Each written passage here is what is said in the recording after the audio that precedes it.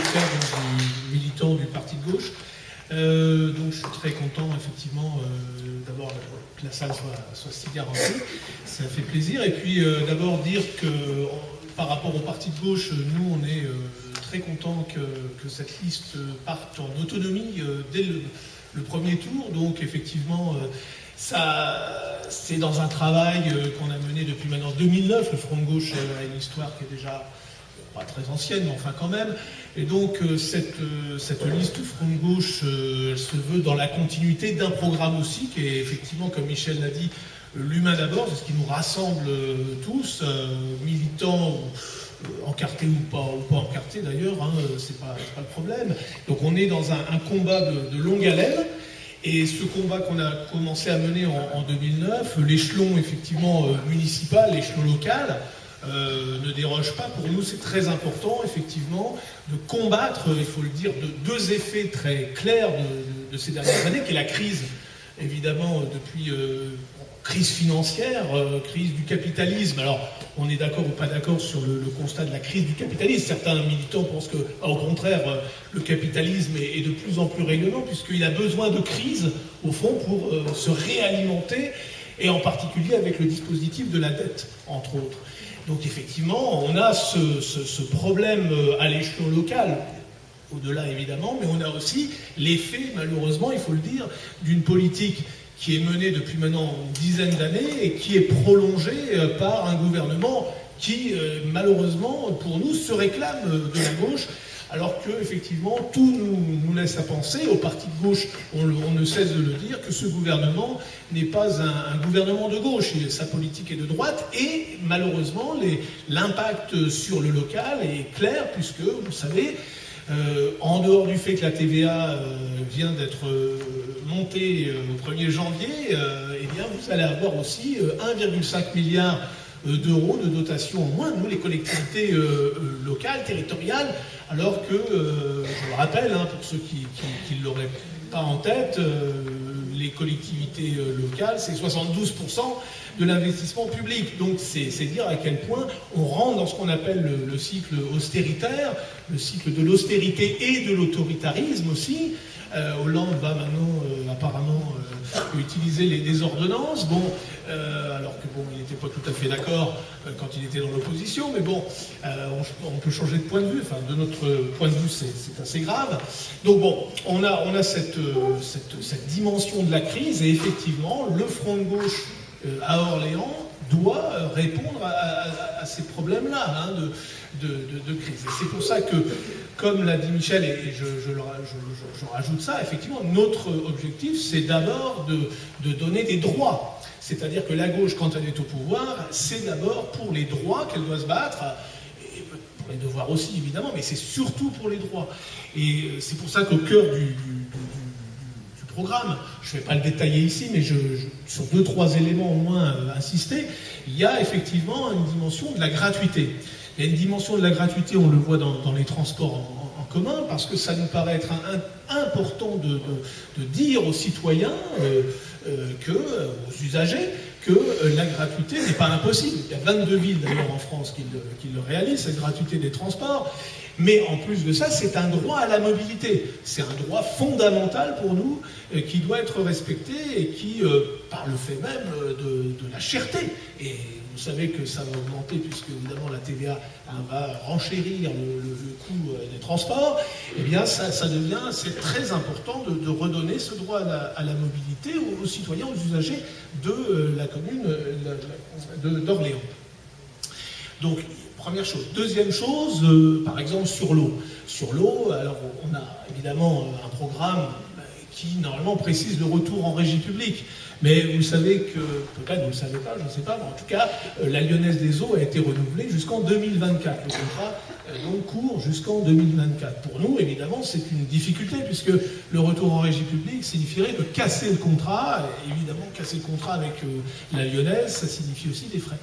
Il faudra évidemment étudier un peu plus précisément le dossier. Mais l'objectif de retour en régie publique est fondamental pour nous, évidemment. C'est se réapproprier un bien qui est fondamental, qui est vital, et qui aujourd'hui d'ailleurs de plus en plus intéresse des communes, qu'elles soient de gauche voire même de droite d'ailleurs. C'est pas forcément toujours une question politique très tranchée cette affaire. Mais sur l'eau, par exemple, il est clair que le Front de gauche défend par exemple une gratuité des premiers mètres cubes d'eau. Alors ça signifie évidemment pour nous que l'eau vitale, c'est-à-dire les 2 ou 3 litres par personne par jour, ce qui est vital pour une personne, parce que si on ne boit pas d'eau, 3 jours après on meurt, ça doit nécessairement être gratuit. Vous voyez, on n'est pas dans la tarification de 0 à 40 mètres cubes comme pratiqué aujourd'hui par la Lyonnaise. Non, les 15 premiers mètres cubes en gros sont normalement gratuits pour nous dans l'année. Il faut le faire à peu près ça. Mais donc voilà là-dessus. Moi je trouve que notre liste elle est combative à ce niveau, elle est solidaire, elle est combative sur ces enjeux de droit. Deuxième élément à mon avis qu'il faut aussi avoir en tête, c'est que la liste doit aussi évidemment combattre la crise écologique, la crise environnementale. On est devant tous, on est tous dedans dans le bateau d'un Titanic qui court à sa perte, puisque on est dans une crise des écosystèmes, une crise écologique qui est très très très sévère. Donc il est clair qu'à l'échelon local, on ne peut pas évidemment tout modifier, mais on peut en tout cas envisager de modifier un certain nombre de paramètres malgré tout. Et la gratuité des transports en commun rentre dans ce qu'on appelle nous un projet éco-socialiste, qui effectivement fait que on n'aura plus besoin forcément d'utiliser son véhicule personnel. On aura un rejet en CO2 moindre, évidemment. Tout cela accompagne un ensemble qui est relativement cohérent. Et la démarche éco-socialiste, elle est au cœur aussi de notre combat en tant que parti de gauche, dans le front de gauche, parce qu'on est très impliqué sur ces questions-là. Voilà, au niveau des transports en commun, au niveau de l'énergie, au niveau de l'isolation des logements. On parlait des logements. Il y a beaucoup de problèmes d'isolation, et encore aujourd'hui d'ailleurs dans la République du Centre, on parlait de ces problèmes de factures justement énergétiques ou des factures parce que les logements sont mal isolés. Il y a tout un ensemble de choses à faire là-dessus. Et pas une dimension écoquartier comme type Grou, c'est-à-dire par des Grou où l'écoquartier est fermé et personne finalement, à part une petite minorité, peut bénéficier du summum HQE. Non, au contraire, donc la municipalité Front de Gauche, s'il y a une municipalité Front de Gauche, il faut espérer qu'il y en ait une, ça serait bien d'être aux commandes, ferait en sorte de véritablement modifier les choses, et pas des effets d'annonce, pas des semaines de l'éco-machin, non, quelque chose de beaucoup plus structurel, plus profond au niveau de nos modes de vie. Et donc c'est ça qui nous paraît aussi, nous, important à défendre avec vous, évidemment, et ça c'est le troisième élément sur lequel je voudrais insister, c'est que les élus Front de Gauche, bien sûr, il faut qu'il y ait des élus Front de Gauche, les élus Front de Gauche seront des élus qui ne sont pas des élus notables. On n'est pas du tout dans cette dimension-là, ni au parti de gauche, ni au Front de Gauche. Les élus sont ceux qui, justement, vont accompagner la conscientisation, la politisation collective. L'élu Front de Gauche, c'est celui qui doit mettre en mouvement, d'une certaine manière, la citoyenneté. La citoyenneté locale, et au-delà évidemment. Mais la citoyenneté locale nous paraît extrêmement importante parce que c'est l'échelon de base de la démocratie. Et là-dessus, les conseils de quartier, etc., à la Grouard, ne sont absolument pas satisfaisants. C'est-à-dire c'est des espèces de rencontres qui sont déjà plus ou moins formalisées. C'est un petit peu comme le budget. Le budget, par exemple, d'Orléans, pour assister aux séances du budget, tout est ficelé d'avance. Alors, M. Martin fait son exposé, c'est brillantissime, c'est carré, etc., c'est très bien, mais aucun citoyen, véritablement, n'a vraiment participé à ce budget.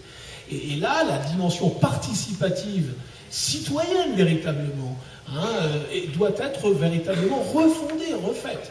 Donc l'élu doit véritablement être en contact de ses citoyens, il doit être celui qui va mettre en mouvement, qui va mettre en situation politique les gens, les habitants, qui ne sont pas forcément tous des citoyens, et d'ailleurs les habitants étrangers dans nos communes ont aussi, et c'est très important, auront une part importante dans le Front de Gauche de participation à la vie politique. C'est essentiel.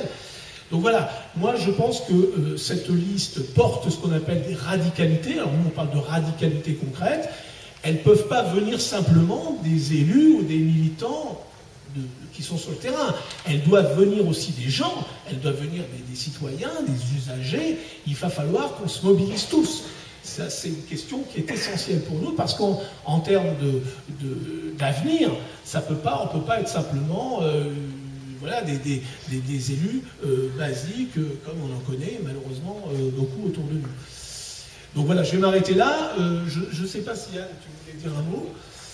Donc, je te laisse la parole.